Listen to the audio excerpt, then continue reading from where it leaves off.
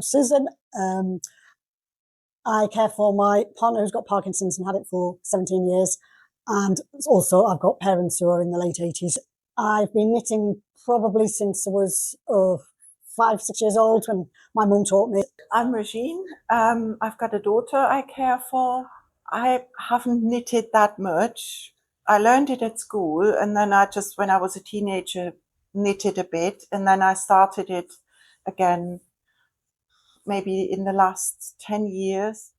My partner had, with Parkinson's, you get lots of anxiety and sort of obsessiveness and things like that.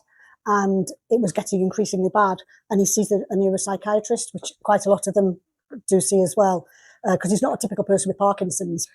He doesn't shake or anything like that. And he certainly doesn't look like an old man. But he was getting increasingly worse. And it was partly why I was retiring, because he was ringing me up at 5 o'clock in the morning and stuff like that.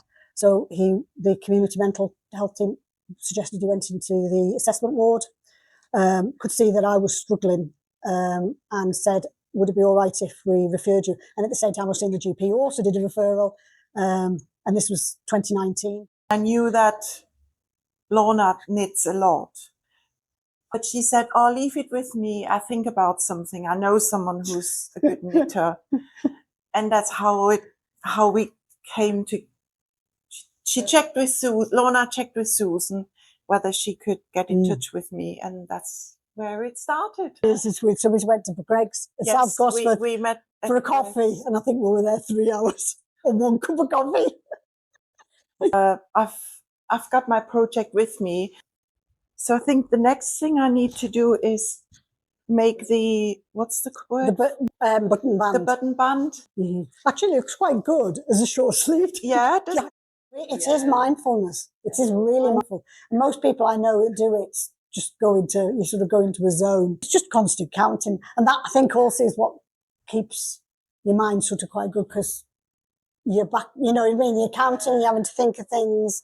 Yeah. Makes a change from checking that you've got all the box of medicines right or whatever. Yeah. Actually, this is a double duvet. It's from a second-hand shop for £5. And so I sewn this dress, and now it's my favorite dress. I love it.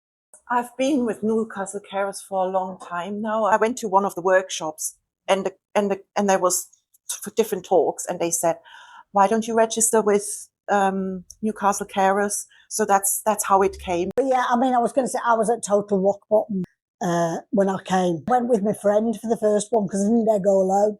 And I think I was in an hour and a half and I just cried. I think it's when you finally get to the point of saying, I can't manage this on my own. You know, I need somebody just there to clarify things, or, you know, because you just think, oh, I can manage. You don't notice it when it gets too, you know, when it gets bad for yourself.